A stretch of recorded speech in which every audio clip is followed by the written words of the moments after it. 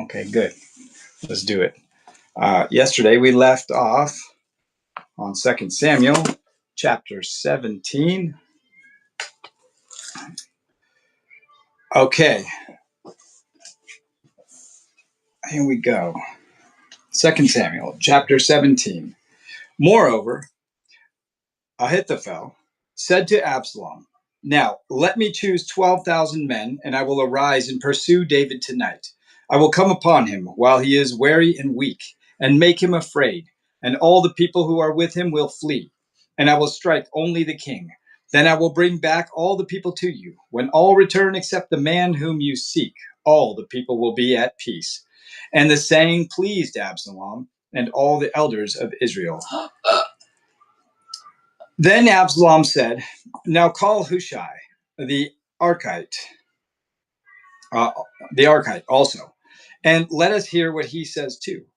And when Hushai came to Absalom, Absalom spoke to him, saying, "Ahithophel has spoken in this manner.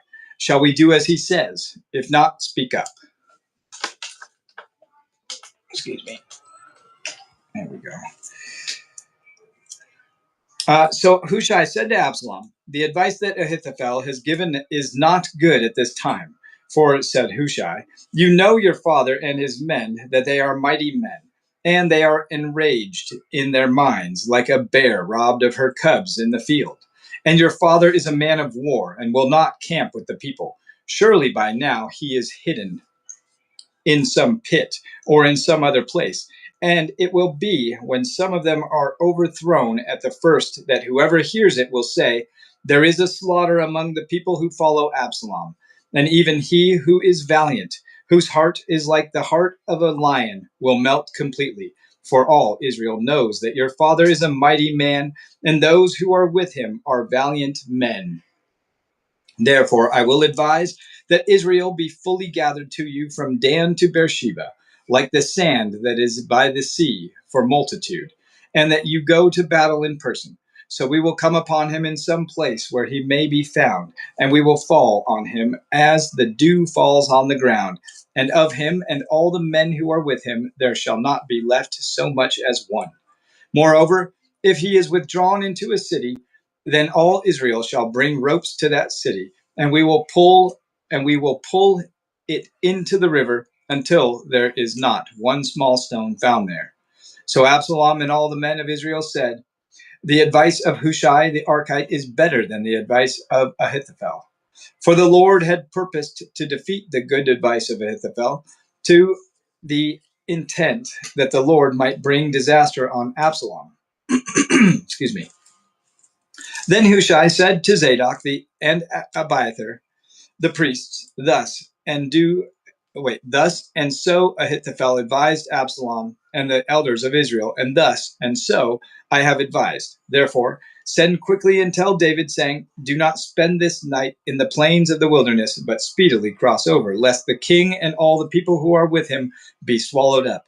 Now Jonathan and Ahimaaz stayed in En-Rogel, for they dared not to be seen coming into the city. So a female servant would come and tell them, and they would go and tell King David. Nevertheless, a lad saw them and told Absalom. But both of them went away quickly and came to a man's house in Bahurim, and had a well in his court, and they went down into it. Then the woman took and spread a covering over the well's mouth, and spread ground grain on it, and the thing was not known. So she disguised it.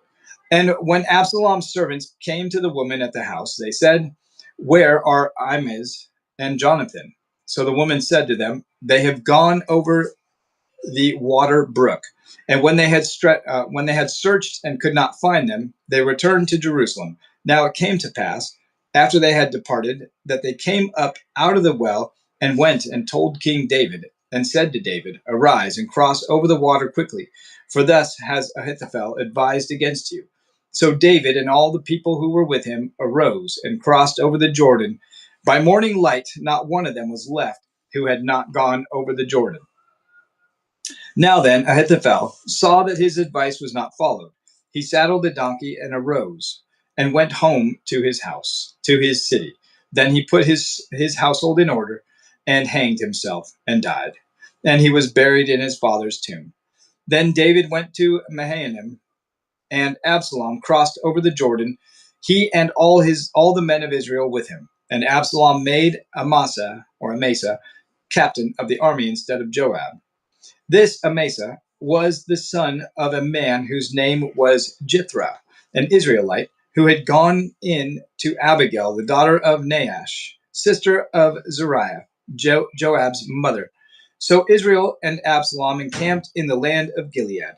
Now it happened, when David had come to Mahanaim, that Shobai, the son of Nahash from Rabbah, of the people of Ammon, Machir, the son of Amiel, from Lodebar, and Barzillai, the Gittite, from Rogelim, brought beds and basins, earthen vessels, and wheat, barley, and flour, parched grain and beans, lentils, and parched seeds, honey, curds, sheep, and cheese of the herd, for David and the people who were with him to eat. For they said, the people are hungry and weary and thirsty in the wilderness. Let me see. There was a Hebrew word, estash, or etash, or excuse me, etzah. That's what it is. Etsah, which means advice. This Hebrew term has two primary meanings: counsel and plan. Both senses are used for God and man. While the counsel of the Lord stands forever, he brings the counsel of the nations to nothing. One of the psalmists prayed to be guided by God's counsel, a prayer not made by the rebellious people of Isaiah's day. The Hebrew kings typically sought counsel from advisors who were old, experienced, and wise. However, Rehoboam tragically sought out the counsel of his peers. Solomon describes those who heed counsel as being wise, and the psalmists proclaimed their reliance on God's counsel. So, advice. All right, 2 Samuel chapter 18. And David numbered the people who were with him, and set captains of thousands and captains of hundreds over them. Then David sent out 1/3 of the people under the hand of Joab, 1/3 under the hand of Abishai, the son of Zeruiah, Joab's brother, and 1/3 under the hand of Ittai the Gittite. And the king said to the people, I also will surely go out with you myself. But the people answered, you shall not go out. For if we flee away, they will not care about us, nor if half of us die, will they care about us. But you are worth 10,000 of us now, for you are now more help to us in the city. Then the king said to them, whatever seems best to you I will do. So the king stood beside the gate, and all the people went out by hundreds and by thousands. Now the king had commanded Joab, Abishai, and Ittai, saying, deal gently for my sake with the young man Absalom.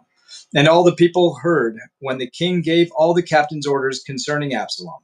So the people went out into the field of battle against Israel, and the battle was in the woods of Ephraim. The people of Israel were overthrown, overthrown there before the servants of David, and a great slaughter of 20,000 took place there that day.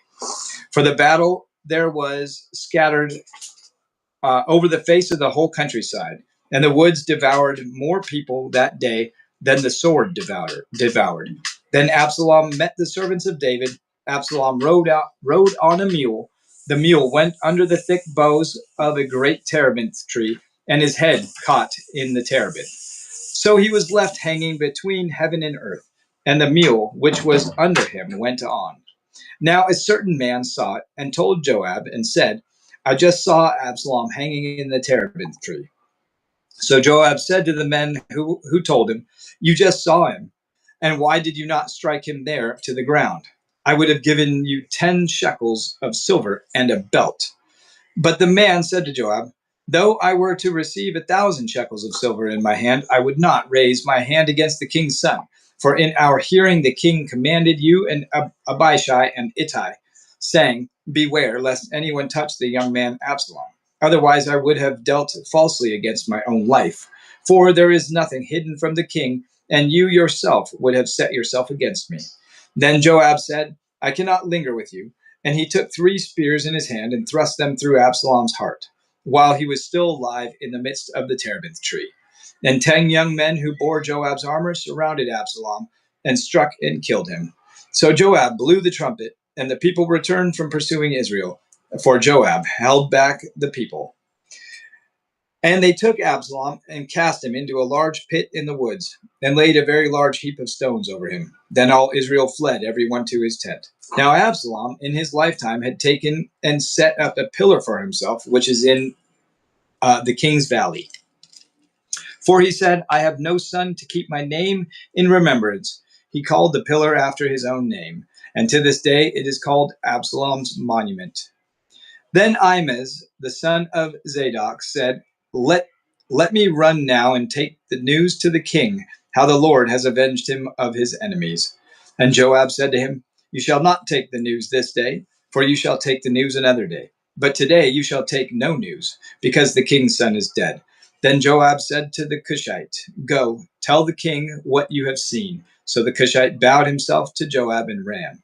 And Ahimaaz, the son of Zadok, said again to Joab, "But whatever happens, please let me also run after the Cushite." So Joab said, "Why will you run, my son, since you have no news ready?" "But whatever happens," he said, "let me run." So he said to him, "Run."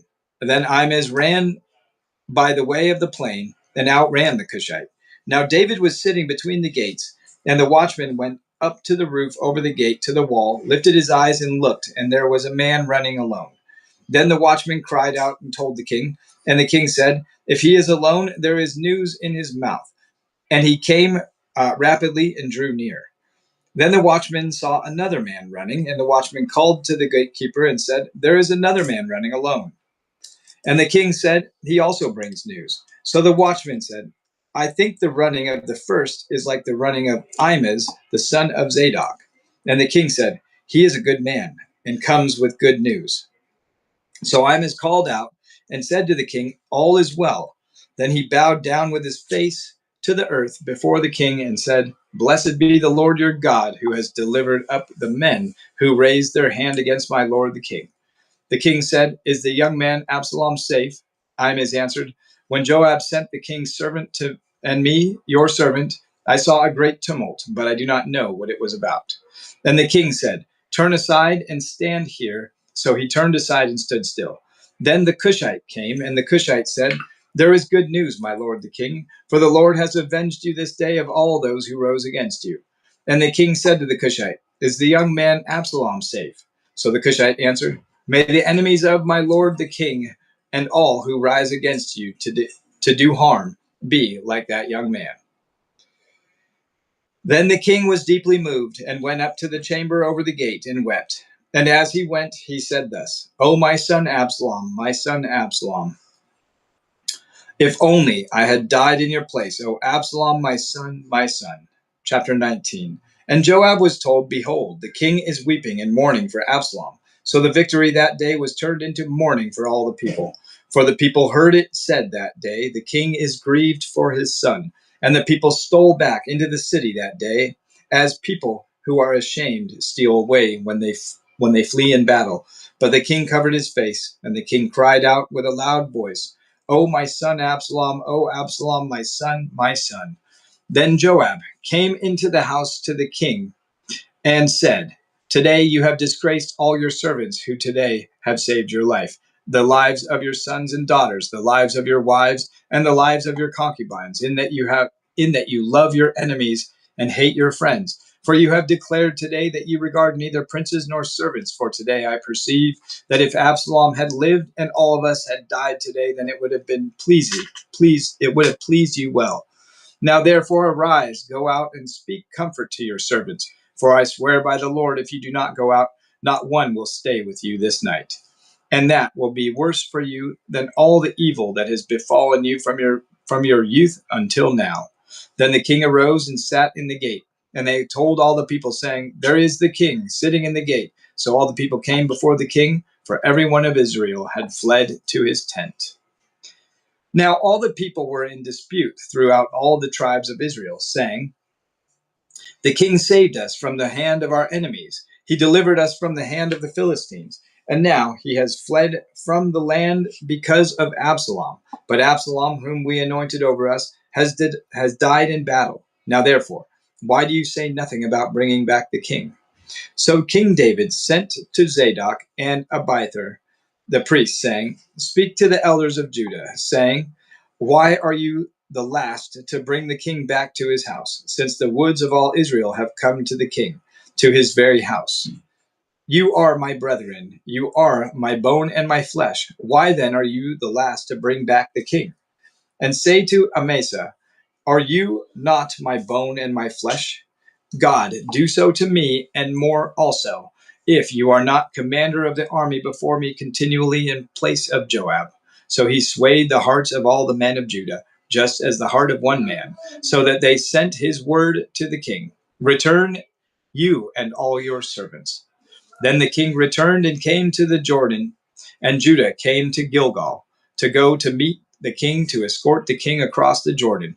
And Shimei, the son of Gera, a Benjamite who was from Bahurim, hurried and came down with the men of Judah to meet King David. There were 1,000 men of Benjamin with him, and Ziba, the servant of the house of Saul, and his 15 sons and his 20 servants with him. And they went over the Jordan before the king. Then a ferry boat went across to carry over the king's household and to do what he thought good. Now Shimei, the son of Gera, fell down before the king when he had crossed the Jordan. Then he said to the king, "Do not let my lord impute iniquity to me, or remember what wrong your servant did on the day that my lord the king left Jerusalem, that the king should take it to heart. For I, your servant, know that I have sinned. Therefore here I am, the first to come today of all the house of Joseph, to go down to meet my lord the king." But Abishai, the son of Zeruiah, answered and said, "Shall not Shimei be put to death for this, because he cursed the Lord's anointed?" And David said, "What have I to do with you, sons of Zeruiah, that you should be adversaries to me today? Shall any man be put to death today in Israel? For do I not know that today I am king over Israel?" Therefore the king said to Shimei, "You shall not die." And the king swore to him. Now, man, I had this word yesterday. Mephibosheth, there we go. Mephibosheth, the son of Saul, came down to meet the king, and he had not cared for his feet, nor trimmed his mustache, nor washed his clothes from the day the king departed until the day he returned in peace. So it was, when he had come to Jerusalem to meet the king, that the king said to him, "Why did you not go with me, Mephibosheth?" And he said, "My lord, O king, my servant deceived me. For your servant said, I will saddle a donkey for myself, that I may ride on it and go to the king, because your servant is lame. And he has slandered your servant to my lord the king. But my lord the king is like the angel of God. Therefore, do what is good in your eyes. For all my father's house were but dead men before my lord the king. Yet you set your servant among those who eat at your table. Therefore, what right have I still to cry out any more to the king?" So the king said to him, "Why do you speak any more of your matters? I have said, you and Ziba divide the land." Then Mephibosheth said to the king, "Rather, let him take it all, inasmuch as my lord the king has come back in peace to his own house."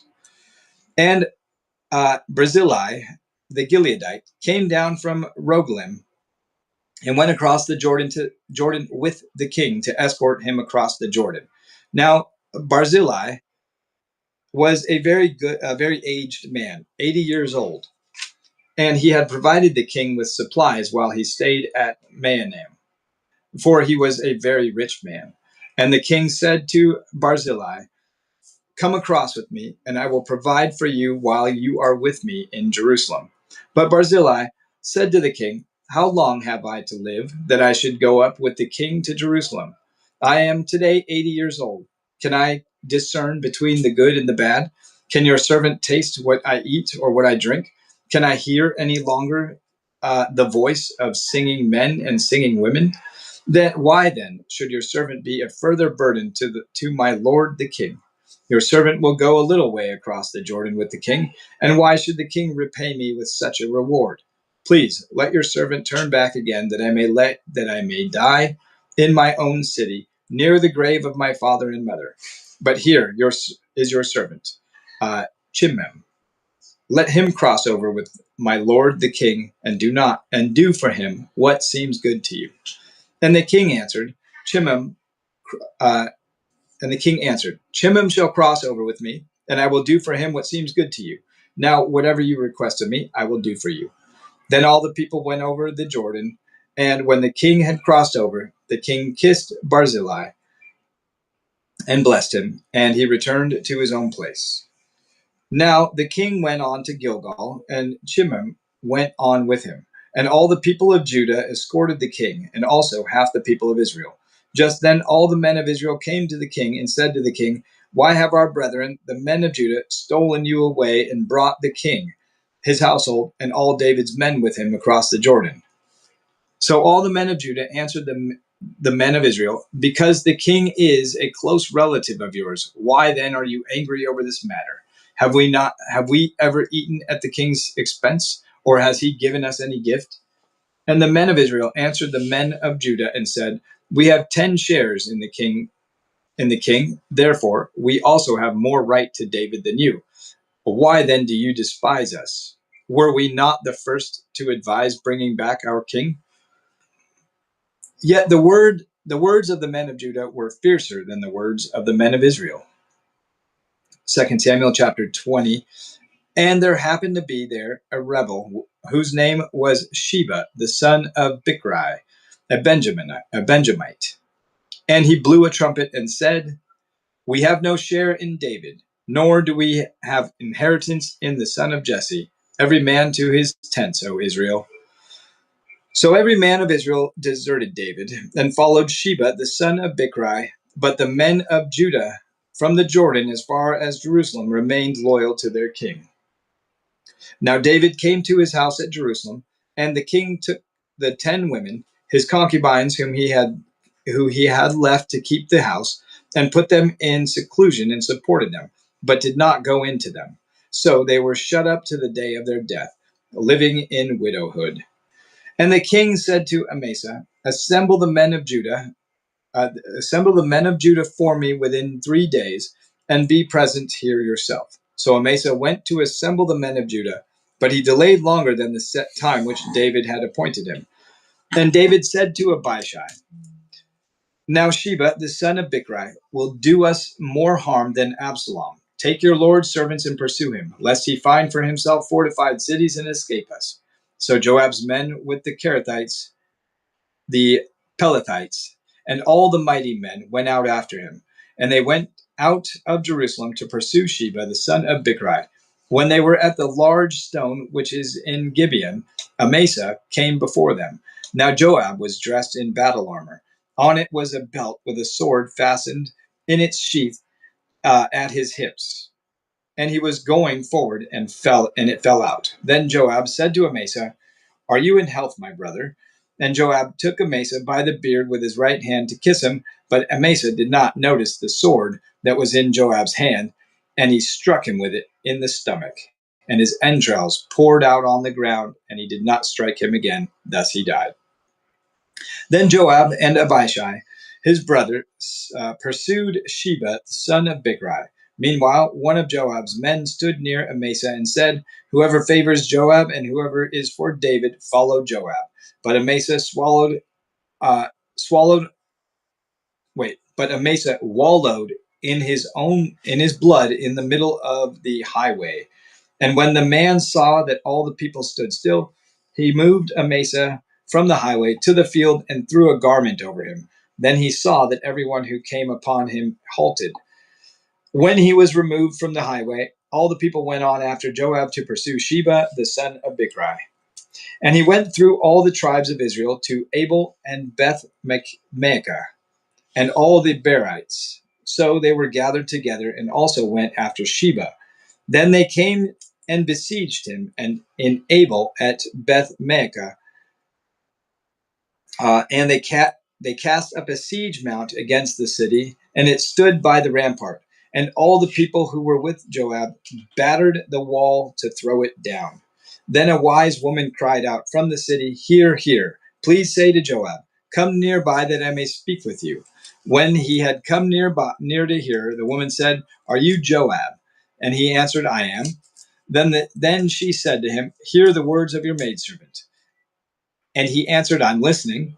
So she spoke, saying, 'They used to talk in former times, saying, They shall surely seek guidance at Abel, and so they would end disputes. I am among the peaceable and the faithful in Israel. You seek to destroy a city and a mother in Israel. Why would you swallow up the inheritance of the Lord?' And Joab answered and said, Far be it far be it from me that I should swallow up or destroy. That is not so. But a man from the mountains of Ephraim, Sheba, the son of Bichri by name, has raised his hand against the king, against David. Deliver him only, and I will depart from the city." So the woman said to Joab, "Watch his head, watch. His head will be thrown to you over the wall." Then the woman, in her wisdom, went to all the people, and they cut off the head of Sheba, the son of Bichri, and threw it out to Joab.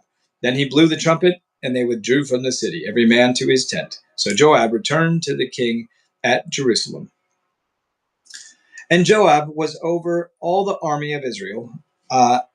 Benaiah, the son of Jehoiada, was over the Kerethites and the Pelethites. Adoram was in charge of revenue. Jehoshaphat, the son of Eliud, was recorder. Sheva was scribe. Zadok and Abiathar were the priests, and Ira the Jerite was a chief minister under David. 2 Samuel chapter 21. Now there was a famine in the days of David for 3 years after that year, and David inquired of the Lord, and the Lord answered, "And it is because of Saul and his bloodthirsty house, because he killed the Gibeonites." So the king called the Gibeonites and spoke to them. Now the Gibeonites were not of the children of Israel, but of the remnant of the Amorites. The children of Israel had sworn protection to them, but Saul had sought to kill them in his zeal for the children of Israel and Judah. Therefore David said to the Gibeonites, "What shall I do for you? And with what shall I make atonement, that you may bless the inheritance of the Lord?" And the Gibeonites said to him, "We will have no silver or gold from Saul or from his house, nor shall you kill any man in Israel for us." So he said, "Whatever you say, I will do for you." Then they answered the king, "As for the man who consumed us and plotted against us, that he should be destroyed from remaining in any of the territories of Israel, let 7 men of his descendants be delivered to us, and we will hang them before the Lord in Gibeah of Saul, whom the Lord chose." And the king said, "I will give them."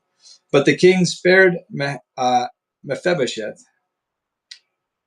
the son of Jonathan, the son of Saul, because of the Lord's oath that was between them, between David and Jonathan, the son of Saul. So the king took Armani, the Mephibosheth, excuse me, they broke up the word, it's harder for me to, anyway, the 2 sons of Rizpah, the daughter of Aiah, whom she bore to Saul, and the 5 sons of Michal, the daughter of Saul, whom she brought up for Adriel, the son of Barzillai, the Mohethalite. I'm messing that up, I know it. And he delivered them into the hands of the Gibeonites, and they hanged them on the hill before the Lord. So they fell, all 7 together, and were put to death in the days of harvest, in the first days, in the beginning of barley harvest. Now Rizpah, the daughter of Aiah, took sackcloth and spread it for herself on the rock from the beginning of harvest until the late rains poured on them from heaven. And she did not allow the birds of the air to rest on them by day, nor the beasts of the field by night. And David was told what Rizpah, the daughter of Aiah, the concubine of Saul, had done. Then David went and took the bones of Saul and the bones of Jonathan his son from the men of Jabesh Gilead, who had stolen them from the street of Bethshan, where the Philistines had hung them up, after the Philistines had struck down Saul in Gilboa. So he brought up the bones of Saul and the bones of Jonathan his son from there, and they gathered the bones of those who had been hanged. They buried the bones of Saul and Jonathan his son in the country of Benjamin in Zelah, in the tomb of Kish his father. So they performed all that the king commanded, and after that God heeded the prayer for the land. When the Philistines were at war again with Israel, David and his servants with him went down and fought against the Philistines, and David grew faint. Then Ishbi-Benob, who was one of the sons of the giant, the weight of whose bronze spear was 300 shekels, who was bearing a new sword, thought he could kill David. But Abishai, the son of Zeruiah, came to his aid and struck the Philistine and killed him. Then the men of David swore to him, saying, "You shall go out no more with us to battle, lest you quench the lamp of Israel." Now it happened after that there was again a battle with the Philistines at Gob. Then Sibbecai, the Hushathite, killed Saph, who was one of the sons of the giant. Again, there was a war at Gob with the Philistines, where Elhanan, the son of Oregim, the Bethlehemite, killed the brother of Goliath, the Gittite, the shaft of whose spear was like a weaver's beam. Yet again there was war at Gath, where there was a man of great stature, who had 6 fingers on each hand and 6 toes on each foot, 24 in number, and he also was born to the giant. So when he defiled Israel, Jonathan, the son of Shimei, David's brother, killed him. These 4 were born to the giant in Gath and fell by the hand of David, by the hand of his servants. 2 Samuel chapter 22. How are you doing, Matthew? Are you liking this story? Then chapter 22. Then David spoke to the Lord the word of this song on the day when the Lord had delivered him from the hand of his enemies and from the hand of Saul. And he said, "The Lord is my rock and my fortress and my deliverer, the God of my strength, in whom I will trust, my shield and the horn of my salvation, my stronghold and my refuge, my Savior, you save me from violence. I will call upon the Lord, who is worthy to be praised. So shall I be saved from my enemies. When the waves of death surround me, the floods of ungodliness made me afraid. The sorrows of Sheol surrounded me. The snares of death confronted me. In my distress, I called upon the Lord and cried out to my God. He heard my voice from his temple, and my cry entered his ears. Then the earth shook and trembled. The foundations of heaven quaked and were shaken, because he was angry. Smoke went up from his nostrils, and devouring fire from his mouth. Coals were kindled by it. He bowed the heavens also, and came down with darkness under his feet. He rode upon a cherub and flew, and he was seen upon the wings of the wind. He made darkness canopies around him, dark waters and thick clouds of the skies. From the bitterness before him, coals of fire were kindled. The Lord thundered from heaven, and the Most High uttered his voice. He sent out arrows and scattered them, lightning bolts, and he vanquished them. Then the channels of the sea were seen. The foundations of the world were uncovered, and the rebuke of the Lord at the blast of his breath of his nostrils. He sent from above. He took me. He drew me out from many waters. He delivered me from my strong enemy, from those who hated me, for they were too strong for me. They confronted me in the day of my calamity, but the Lord was my support. He also brought me out into a broad place. He delivered me because he delighted in me. The Lord rewarded me according to my righteousness, according to the cleanliness of my hands, or cleanness. He has recompensed me. For I have kept the ways of the Lord, and have not wickedly departed from my God. For all his judgments were before me, and as for his statutes, I did not depart from them. I was also blameless before him, and I kept myself from iniquity. Therefore the Lord has recompensed me according to my righteousness, according to my cleanness in his eyes. With the merciful you will show yourself merciful. With a blameless man you will show yourself blameless. With the pure you will show yourself pure. And with the devious you will show yourself shrewd. You will save the humble people, but your eyes are on the haughty, that you may bring them down. For you are my lamp, O Lord. The Lord shall enlighten my darkness. For by you I can run against a troop, but by my God I can leap over a wall. As for God, his way is perfect. The word of the Lord is proven. He is a shield to all who trust him. For who is God except the Lord? And who is a rock except our God? God is my strength and power, and he makes my way perfect. He makes my feet like the feet of a deer, and he sets me on my high places. He teaches my hands to make war, so that my arms can bend a bow of bronze. You have also given me the shield of your salvation. Your gentleness has made me great. You enlarged my path under me, so my feet did not slip. I have pursued my enemies and destroyed them. Neither did I turn back again till they were destroyed. And I have destroyed them and wounded them, so that they could not rise. They have fallen under my feet, for you have armed me with strength for the battle. You have subdued under me those who rose against me.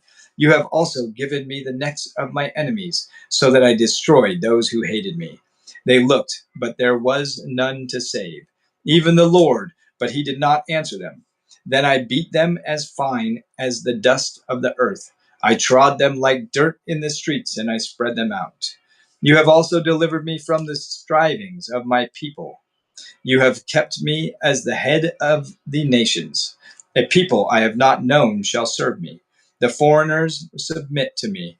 As soon as they hear, they obey me. The foreigners fade away and come frightened from their hideouts. The Lord lives. Blessed be my rock. Let God be exalted, the rock of my salvation. It is God who avenges me and subdues the peoples under me. He delivers me from my enemies. You also lift me up above those who rise against me. You have delivered me from the violent man. Therefore, I will give thanks to you, O Lord, among the Gentiles, and sing praises to your name. He is the tower of salvation to his king, and shows mercy to his anointed, to David and his descendants forevermore. Amen. 2 Samuel chapter 23. Now these are the last words of David. Thus says David the son of Jesse, thus says the man raised up on high, the anointed of the God of Jacob, and the sweet psalmist of Israel. The Spirit of the Lord spoke by me, and his word was on my tongue. The God of Israel said, the rock of Israel spoke to me. He who rules over men must be just, ruling in the fear of God, and he shall be like the light of the morning when the sun rises, a morning without clouds, like the tender grass springing out of the earth by clear shining after rain. Although my house is not so with God, yet he has made with me an everlasting covenant, ordered in all things and secure. For this is all my salvation and all my desire. Will he not make it increase? But the sons of rebellion shall all be as thorns thrust away, because they cannot be taken with hands. But the man who touches them must be armed with iron and the shaft of a spear, and they shall be utterly burned with fire in their place. All right, there's a Hebrew word here, Gibor, Gibbor, which means mighty men. This word emphasizes excellence. In the Old Testament, it is used for the excellence of a lion, a good or bad men, of good or bad men, of giants, of angels, or even God. The phrase mighty God is used 3 times in the Old Testament, including Isaiah's messianic prophecy of the birth of Jesus. The scriptures state that the mighty man is not victorious because of his strength. but because of his understanding and knowledge of the Lord. Right, Matthew? It's not physical strength, it's spiritual strength. All right. 2 Samuel 23, verse 8. There are the names of the mighty men who David had. Josheb, uh, Basabeth, the Techmanite, yes. Chief among the captains, he was called Adino the Esnite, because he had killed 800 men out at one time. And after him was Eleazar, the son of Dodo, the Ahohite, one of the three mighty men with David, when they defied the Philistines who were gathered there for battle, and the men of Israel he had retreated. He arose and attacked the Philistines until his hand was weary, and his hand stuck to the sword. The Lord brought about a great victory that day, and the people returned after him only to plunder. And after him was Shema, the son of Agi, the Hararite. The Philistines had gathered together into a troop where there was a piece of ground full of lentils. So the people fled from the Philistines. But he stationed himself in the middle of the field, defended it, and killed the Philistines. So the Lord brought about a great victory. Then 3 of the 30 chief men went down at harvest time and came to David at the cave of Adullam. And the troop of the Philistines encamped in the valley of Rephaim. David was then in the stronghold, and the garrison of the Philistines was then in Bethlehem. And David said with longing, "Oh, that someone would give me a drink of the water from the well of Bethlehem, which is by the gate." So the 3 mighty men broke through the camp of the Philistines, drew water from the well of Bethlehem that was by the gate, and took it and brought it to David. Nevertheless, he would not drink it, but poured it out to the Lord. And he said, "Far be it from me, O Lord, that I should do this. Is this not the blood of the men who went in jeopardy of their lives?" Therefore he would not drink it. These things were done by the 3 mighty men. Now Abishai, the brother of Joab, the son of Zeruiah, the chief of another 3, he lifted his spear against 300 men, killed them, and won a name among these 3. Was he not the most honored of 3? Therefore he became their captain. However, he did not attain to the first 3. Benai was the son of Jehoiada, the son of a valiant man from Kabzeel, who had done many deeds. He had killed 2 lion-like horses of Moab. He also had gone down and killed a lion in the midst of a pit on a snowy day. And he killed an Egyptian, a spectator man. The Egyptian had a spear in his hand, so he went down to him with his staff, wrested the spear out of the Egyptian's hand, and killed him with his own spear. These things Benaiah, the son of Jehoiada, did, and won a name among 3 mighty men. He was more honored than the 30, but he did not attain to the first 3. And David appointed him over his guard. Asahel, the brother of Joab, was one of the 30. Elhanan, the son of Dodo of Bethlehem. Shammai, the Harodite. Elkai, or Elika, the Harodite. Helaz, the Paltite. Ira, the son of Ikesh, the Tekoite. Abiezer, the Anathothite, there it is. Mabunai, the Hushathite. Zalman, the Ahaelite. Merari, the Netephalite. Zalman, Heleb, the son of Baana, the Netephathite, man. Ittai, the son of Ribai, from Gibeah, of the children of Benjamin. Benaiah, a Parathonite. Hiddai, from the brooks of Gash. Alban, the Abiathite. Asmaveth, the Barhamite, Eliba, the Shalabonite, of the sons of Jashan, Jonathan, Shema, the Haratite, Iam, the son of Sherar, the Hararite, Eliphalet, the son of Abijah, or Ishbai. Oh boy, I screwed that one up. I apologize.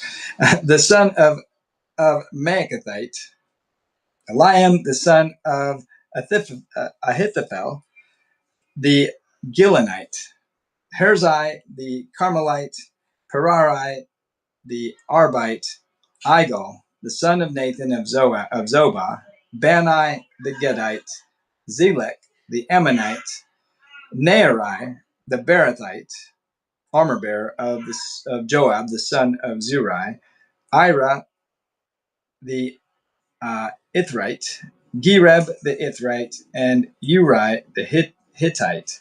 37 in all. 2 Samuel chapter 24. Again, the anger of the Lord was aroused against Israel, and he moved David against them to say, "Go number Israel and Judah." So the king said to Joab, the commander of the army who was with him, "Now go throughout all the tribes of Israel, from Dan to Beersheba, and count the people, that I may know the number of the people." And Joab said to the king, "Now may the Lord your God add to the people 100 times more than there are, and may the eyes of my lord the king see it. But why does my lord the king desire this thing?" Nevertheless, the king's word prevailed against Joab and against the captains of the army. Therefore, Joab, the captain of the army, went out from the presence to the king to count the people of Israel. And they crossed over the Jordan and camped in Aroer, on the right side of the town, which is in the midst of the ravine of Gad, and toward Jazer, Then they came to Gilead and to the land of Tatim, Hodshai, or Hochi. They came to Jam, and around to Sidon. And they came to the stronghold of Tyre, and to all the cities of the Hivites and the Canaanites. Then they went out to South Judah as far as Beersheba. So when they had gone through all the land, they came to Jerusalem at the end of 9 months and 20 days. Then Joab gave the sum of the number of the people to the king, and there were in Israel 800,000 valiant men who drew the sword, and the men of Judah were 500,000 men. And David's heart condemned him after he had numbered the people. So David said to the Lord, "I have sinned greatly in what I have done. But now I pray, O Lord, take away the iniquity of your servant, for I have done very foolishly." Now when David arose in the morning, the word of the Lord came to the prophet Gad, David's seer, saying, "Go and tell David, thus says the Lord, I offer you 3 things. Choose one of them for yourself, that I may do it to you." So Gad came to David and told him, and he said to him, "Shall 7 years of famine come to you in your land? Or shall you flee 3 months before your enemies while they pursue you? Or shall there be 3 days plague in your land? Now consider and see what an answer I should take back to him who sent me." Then David said to Gad, "I am in great distress. Please let us all fall into the hand of the Lord, for his mercies are great. But do not let me fall into the hand of man." So the Lord sent a plague upon Israel from morning till the appointed time. From Dan to Beersheba, 70,000 men of the people died.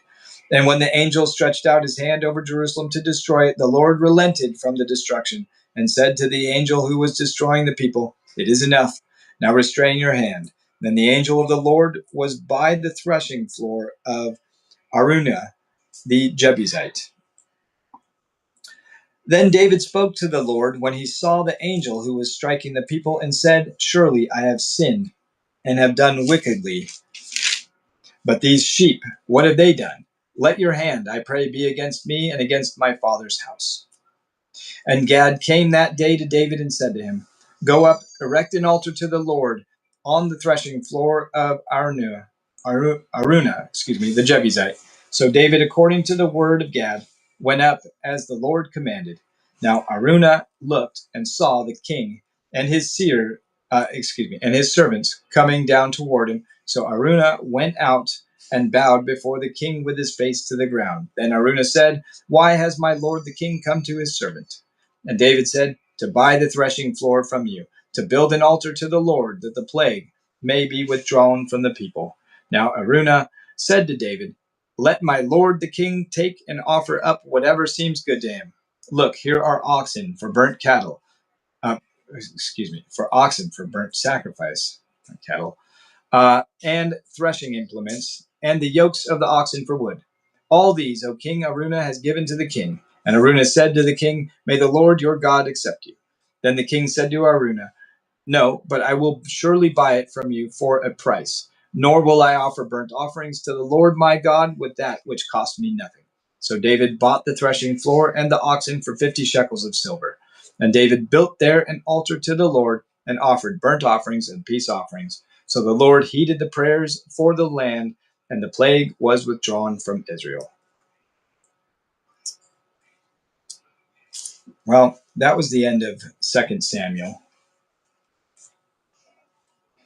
So tomorrow I'll start 1 Kings,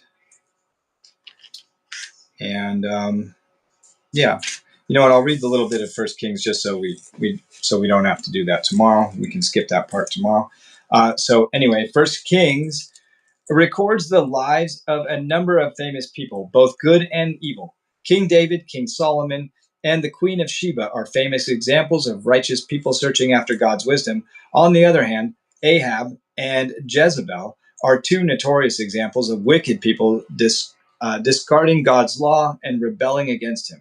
To confront a man as wicked as Ahab, God sent someone more than equal to the task, the prophet Elijah. Often described as Israel's greatest and most dramatic prophet, Elijah displayed at Mount Carmel in an unforgettable way the power of God over the false god Baal and his 400 prophets. In the final analysis, 1 Kings is the story of one people headed down two different paths. It is a story of good kings and bad kings, true prophets and false prophets, and a disobedience and loyalty to God. Most importantly, it is a story of Israel's spiritual odyssey and God's faithfulness to his people. And I'm going to do this little Christ in the scriptures things here that I like. Although he was not all that intelligent morally, Solomon's mind-boggling wisdom points ahead to the one points ahead to the one the Apostle Paul would call wisdom from God. And that's in 1 Corinthians. Yet, in spite of Solomon's wisdom, splendor, and influence, when Jesus comes into the scene and announces his arrival, it is only fitting that he say, "Indeed, a greater than Solomon is here," Matthew 12. But Solomon is not the only messianic prototype in 1 Kings. Later in the book, we are introduced to Elijah. It is true that he actually resembles John the Baptist more than Jesus, but his prophetic ministry, punctuated with miracles of feeding people with small amounts of food and raising a child from the dead, hints at the Messiah to come. And on the Mount of Transfiguration, it is Moses and Elijah who appear with Jesus. That's in Matthew 17. So tomorrow we'll begin with 1 Kings chapter 1. And I thank you guys for hanging in through all that, especially my butchering of all those names.